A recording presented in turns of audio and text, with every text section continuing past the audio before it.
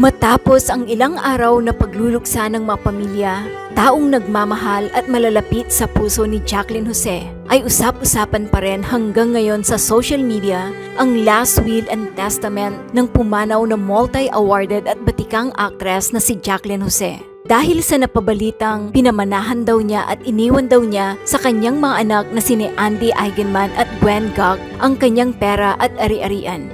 Dahil dito, napaiyak daw si Andy Eigenman matapos mabasa ang last will and testament na iniwan ng kanyang yumaong ina na si Jacqueline Jose.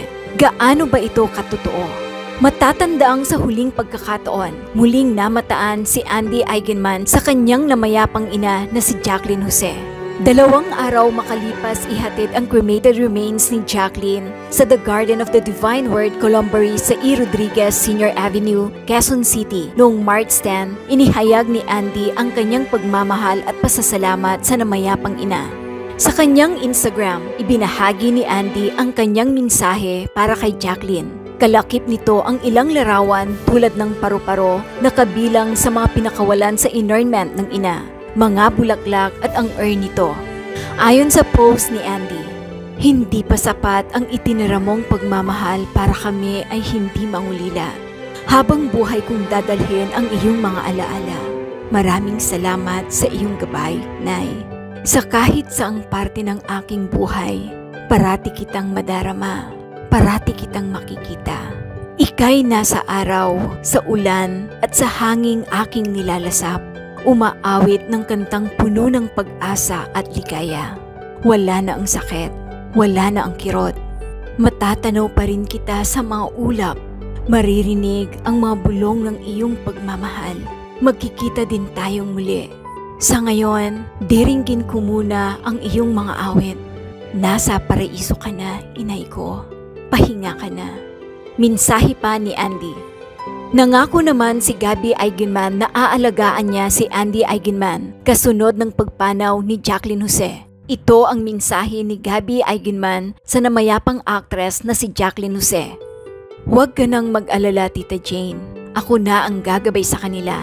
Mananatili ka sa puso namin at lagi kong ipapadama sa kanila kung gaano mo sila minahal ng lubos.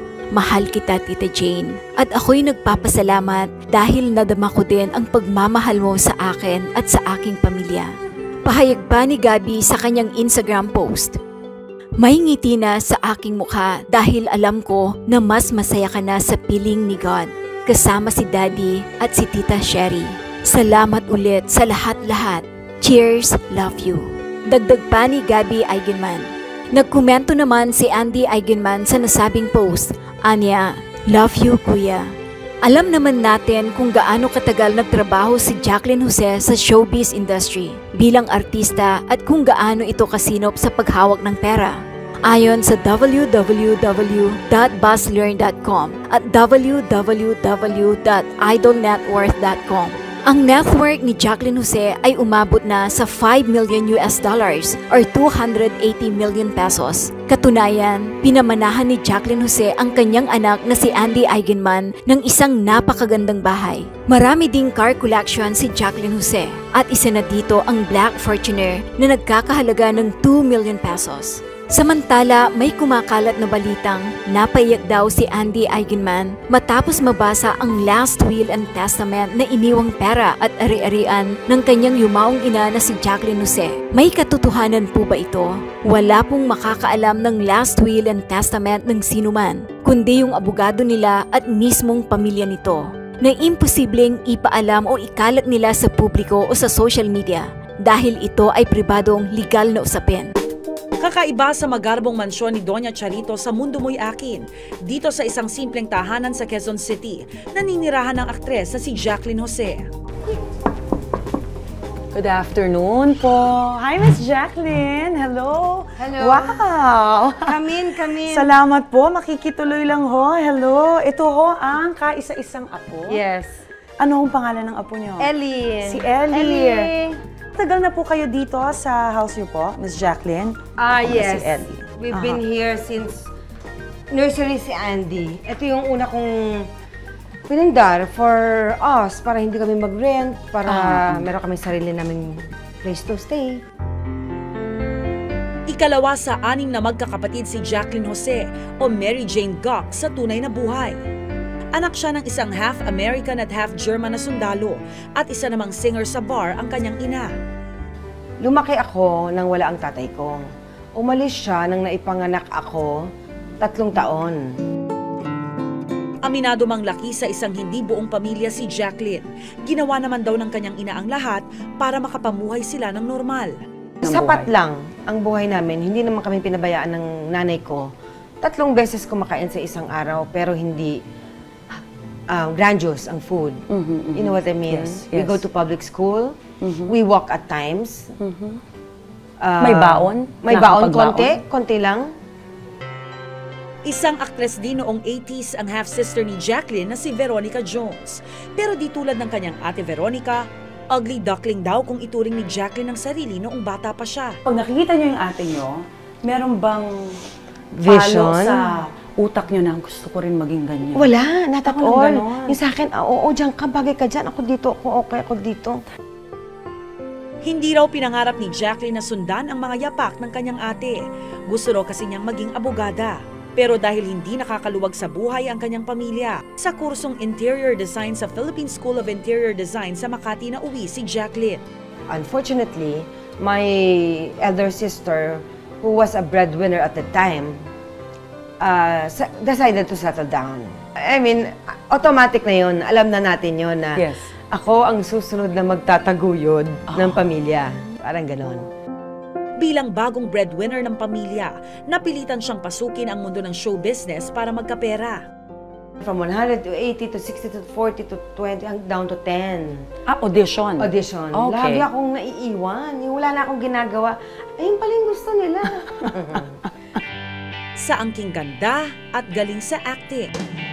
Taong 1984, sa pelikulang Chicas, nag-debut si Jacqueline sa Pinilakang Tabing. So sila yung batch na yon. They were launched in one movie na medyo sexy comedy yung movie. Kasi during the time, in the 80s, that was the easiest way to stardom. Bakit nga ho ba Jacqueline Jose ang inyong pangalan? Binigay yan ng aking producer at director na si William Pascual. Because my sister's name was too foreign sounding, Veronica Jones. So gusto niya merong recall. So Jacqueline Jose, di ba? Dahil agad na nakatawag ng pansin si Jacqueline, noong 1985 naman, ginawa niya ang mapangahas na pelikulang White Slavery sa direksyon ni Lino Broca. Walang tumutol, siguro kasi wala namang magagawa. Kasi yun lang yung pinakahagdan. Ibig sabihin, that's the only way to have more work after that. And nakapagpadala din ho ng pagkain sa hapag. Exactly. Yes. Yun yung main objective why I accepted it. Sa parehong taon, nagbida naman siya sa isa pang sexy film na pinamagatang Private Show. Bakit? Anong bakit? Wala namang dahilan para magupit ako. Na-in-love kayo dun sa karakter niyo doon? Oo, na-in-love ako. Aha. 2 weeks akong niniligawan ni Chito dyan to accept the role. Kaya kahit na bold, may nudity, hindi ko na nakita yon. Nakita ko na yung gusto kong ipakita sa audience. Natatakot ako na baka pag iba yung gumawa, magkamali ng timpla, Yes. ng hain. Akala mo siguro hindi pa tapos ang gera, no? Mula sa sexy roles ni Jacqueline, di na nakapagtatakang magsunod-sunod ang movie offer sa kanya. Isa pa rito ang pelikulang Takaw Tukso noong 1986. Minsan ko lang nakita ang tatay, pero hindi ko maaaring makalimutan mukha niya. Kayo manggiding kasi Nalinya siya man eh. sa sexy movie si Jacqueline noong umpisa, pinatunayan niyang may iba pa siyang ibubuga bukod sa paghuhubad. Anong oras ka ba umuwi kagabi? Mga alas 10 na ho, inay. Tumulong pa ho ako kay Aling Conching eh. Kaya naman noong 1986, back-to-back Best Actress Awards ang naiuwi niya para sa pelikulang Private Show at Takaw Tukso. Ganyan talaga. Pag Sa loob ng maikling panahon, mabilis na naiukit ni Jacqueline Jose ang sariling pangalan sa mundo ng showbiz. Sunod-sunod na pelikula pa ang nilabasan niya, kabilang na ang Olongapo, The Great American Dream noong 1987. Hati Tayo sa Magdamag noong 1988 at Macho Dancer sa parehong taon din. Nagsangag ho ako, tsaka pinirito ko ho yung natirang isda kagabi. Matapos magbida sa independent films na may mapupusok na tema, napansin ng Viva Films si Jacqueline Jose. Dito na raw siya nagsimulang tumanggap ng supporting roles para na rin tuluyang makagraduate sa pagpapasexy. Naging mapili pa rin kayo sa pelikula that time? O kasi glossy films na to eh. So, Okay naman. Actually, yung binibigay nila, okay naman na eh. Kasi may mga passes naman na. So, when they know where to put you, parang ika nga. They're giving me naman good roles, kahit support. It doesn't matter. Wala problema sa akin. Basta ang importante, tatatak. Inay, may pagtatapato sana ako sa inyo. Dekalibreng aktres noong dekada 80, siya si Jacqueline Jose. At kasabay ng pagkakaroon niya ng magandang career noon ay ang pag-usbong ng kanyang buhay pag-ibig. Ito ay nang makarelasyon niya ang kapwa-aktor na si Mark Hale sa pelikulang Itanong Mo sa Buwan noong 1988. Si Angel, el tuyo sobrino bonito. ano ba yan? Sa work nagka-inlavan? Oo, sa work. When you get into a certain character at na-lock in kayo sa isang lugar, na mag-shoot kayo, usually gano'n noon eh. Paano ho ma-inlove si Ganyan. Miss Jacqueline Jose? Todo. I can give my all. Pero kapag in a certain period of time, nararamdaman kong agrabyado na ako, I'll stop. Sinubukan po namin kausapin si Mr. Mark Hill, pero of course hanggang sa mga oras na ito, hindi po siya nagpa-unlock sa amin. Taong 1990, nagbunga ang pagmamahalan ni na Jacqueline at Mark ng isang napakagandang anak na babae na pinangalanan nilang Andrea Nicole o Andy. Pero sa kasamaang palad, matapos ang mahigit 2 taon na pagsasama, naghiwalay rin sina Mark at Jacqueline. Nung time na yon, kahit na nag-aaway na sila, di ba, quiet lang sila. Hindi nila iniskandalo ang mga buhay nila. Matapos ang relasyon kay Mark, muling umibig si Jacqueline. Pero hindi pa rin siya sinuwerte sa ikalawang pagkakataon. Ganun pa man, nag-iwan ito ng isang bagong biyaya, ang ikalawang anak na si Gwen. She's a very dedicated mother, nanay-tatay ng kanyang mga anak. And mapagmahal, masyadong mabait lang nga. Kaya parent ang tawag ko sa sarili ko eh, sa kanilang dalawa. Because I did both eh. I'm the working father, I am the loving mother. Hands-on ako sa kanila, I do everything. Sa loob ng halos 4 na taon mula noong 1990, nawala sa mata ng publiko si Jacqueline. Pero tila mahirap daw talagang iwanan ang pinakamamahal niyang propesyon. Kaya naman noong 1994, muli siyang nagbalik at lumabas sa pelikulang Loretta. Nanay ka rin, ako nga, nung bagong kasal kami. Madalas sa gabi, iyak ako ng iyak. Pero sanayan lang yan. Mula sa kanyang comeback movie, tila nagkaroon ng second wind sa kanyang career si Jacqueline. Mas mabuti siguro kung ikaw na lang muna ang tumuloy sa papa mo. Taong 1996 ay kinuha naman siya ng Star Cinema para mapabilang sa pelikulang Sedi, ang Munting Prinsipe. Sige na anak, kailangan ko na kasing tapusin ito at malapit na ang deadline. Pero hindi lang sa mundo ng pelikula na mayagpag ang karera ni Jacqueline. Maging ang telebisyon kasi ay pinasok na rin niya. Paano pong nangyari? Bakit pati TV talagang tinanggap na ang isang Jacqueline Jose? Nung umpisa, hindi ako tumatanggap talaga ng soap.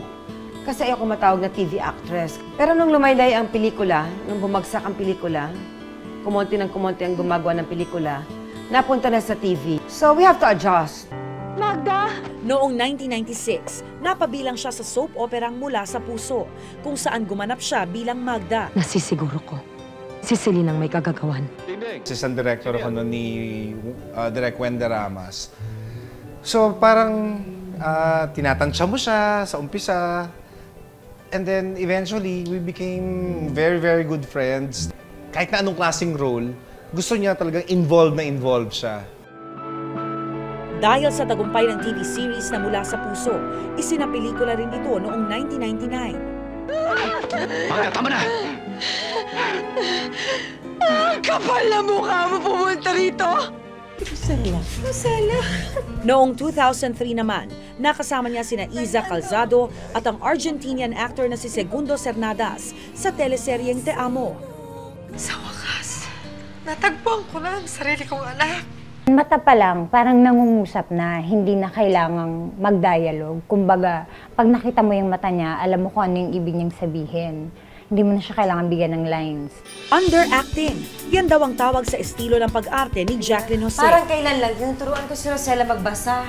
Nakita mo ngayon, ang husay-husay na. Masaya. Malungkot. Kahit bumabagsak ako, tumatayo pa rin ako. Galit. Tila isa lang daw ang kanyang reaksyon. Kaya naman hindi ko na pinalampas na itanong kay Jacqueline ang tungkol dito. Yung pag sinabing underacting, it doesn't offend you. No. Kasi ganun ko naman nakikita yung mga tao eh. Kagabi lang may nakita ko eh. Yung mga nasa evacuation center sa Basilan, tumutulo lang yung luha. Habang sinasabi niya na 3 araw lang hindi kumakain yung anak ko. Ganun. Yeah. Hindi naman sila, 3 araw lang hindi kumakain yung anak ko. Gutom na kami. Hindi naman sila ganun eh. They're just telling a story and you can see through their eyes. Nang mauso ang independent filmmaking o indie sa industriya, isa si Jacqueline sa mga paboritong kunin para dito, tulad na lang ng Masahista noong 2005. Makiutos kang mayap, kingamo mo ka rin. At Service noong 2008 sa direksyon ni Brillante Mendoza. Well, si Jacqueline kasi may gift siya, no? Parang siguro nanggagaling yun sa yung pinaghuhugutan niya, yung sa puso niya, yung mga experiences niya. Lumalabas yun sa sa pag-arte niya.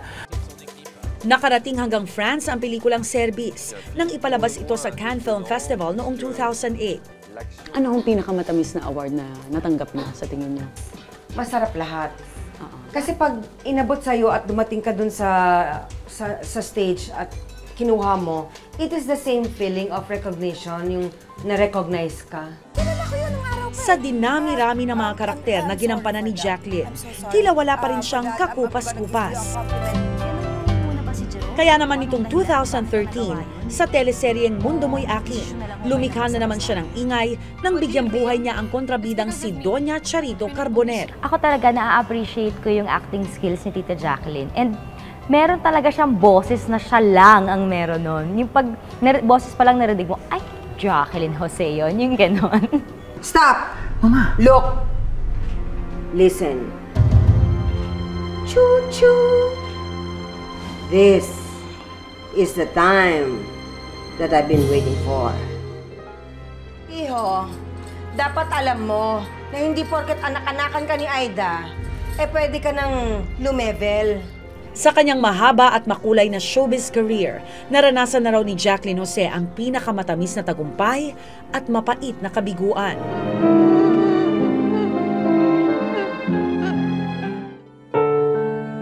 Pero hindi raw akalain ni Jacqueline na may mas malaki pa palang pagsubok na darating sa buhay niya at ng kanyang pamilya. Noong 2011, nabuntis ng hindi inaasahan ang kanyang unika iha na si Andy. Alam ko na nabuntis siya, hindi lang niya sinasabi. Pero I had the feeling, I had a very strong feeling that she is. Yes. And you told her that you knew? I embraced it na lang. Bibigyan ko pa ba siya ng problem? Hands-on nga raw talaga siya pagdating sa pag-aalaga dito. Ako na urgent kasi... Yes! Parang kailan tayo nakita. Nako, grabe! Ganyan ba ka-sweet yan lagi sa inyo? Sweet yan. Spoiled do sa inyo? I spoiled them, pero ayoko ng brat. Ang tahanang ito ang isa sa mga unang naipundar ni Jacqueline para sa kanyang mga anak.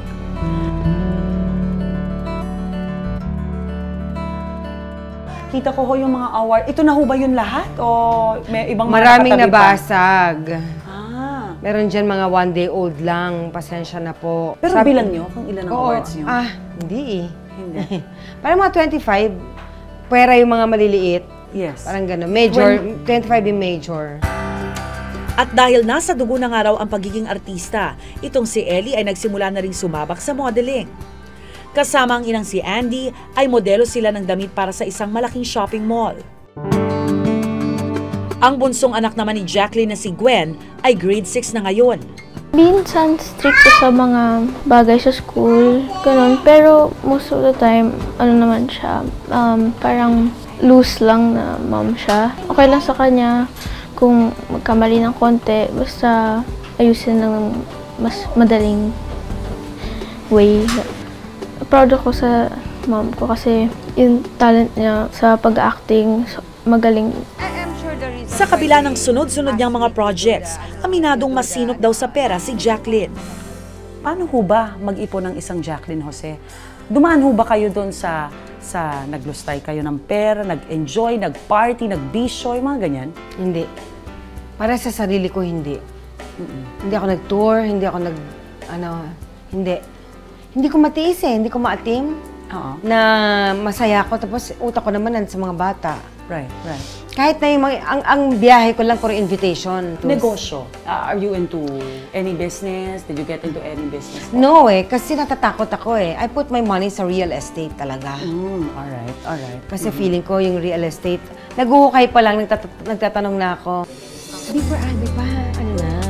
Dahil tumatayong ina at ama sa kanyang mga anak katapong si Ellie, doble kayod pa rin daw hanggang ngayon si Jacqueline. At sa kanyang edad, hindi pa rin kumukupas ang kinang ng kanyang bituin sa dami ng projects at guestings na dumarating sa kanya.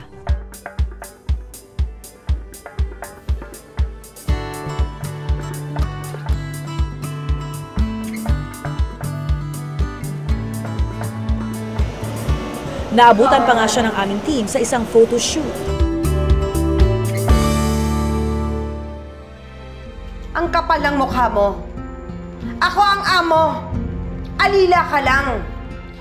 Sa sobrang kasikatan ng kanyang karakter na Doña Charito Carbonell sa hit TV series na Mundo Mo'y Akin, tila hindi pa rin nakaka-move on ang mga manonood. Bitbitin mo yung anak mo! Layas!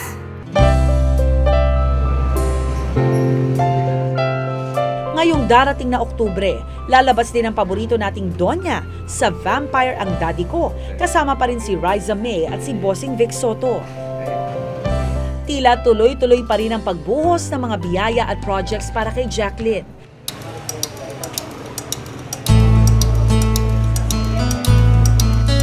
At isa pa raw sa mga dapat abangan ng kanyang fans ang paglabas niya sa Torquay and My Little Bossing na entry sa Metro Manila Film Festival ngayong Disyembre. Dito, muli raw maghahasik ng lagim si Jacqueline bilang kontrabida. Ang karakter ko sa movie, ang role ko ay syempre kontrabida. Kapatid ako ni Miss Chris Aquino, bale half-sister ko siya. Kami yung legit. Yung nanay niya yung naanakan. So nagkaroon ako ng scam bilang salbahe nga ako. At pinapasalo ko sa kanya yung ginawa kong kalokohan.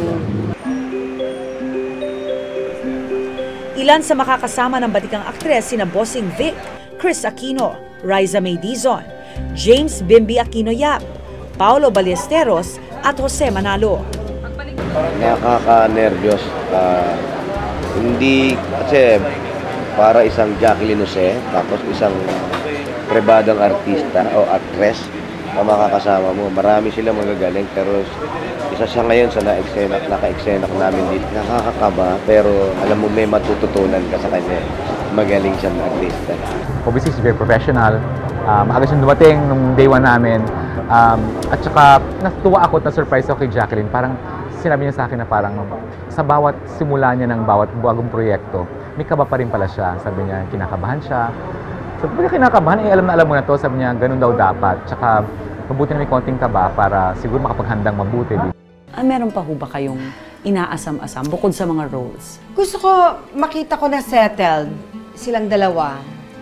Tapos si Andy is responsible enough to take care of her child, to stand on what she decided. To be firm in her decision in life. Tingnan mo itong ginawa mo sa akin! Sinaktan na nga ako doon, sasaktan mo ba ako dito?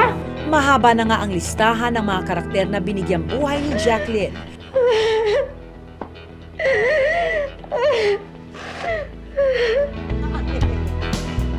Pero sa lahat ng kanyang nagampanan, ang pagiging magulang sa kanyang mga anak at lola sa kanyang apo ang nagbigay raw sa kanya ng pinakamatamis na kaligayahan. At kahit nakaluklok pa rin sa sariling lugar sa showbiz na tanging siya lang ang makapupuno, hindi raw matatapos ang pagpupursige niyang matuto pa sa harap at likod ng kamera.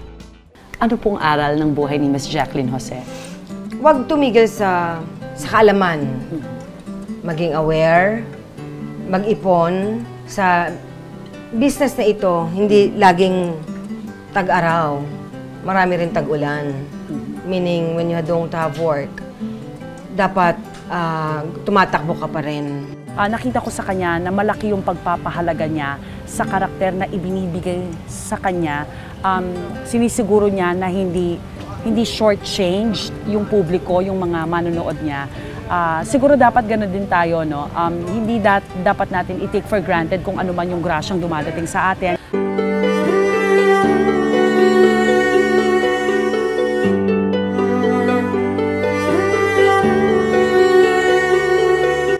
Mag-subscribe at i-click ang notification bell para sa mga susunod na video updates.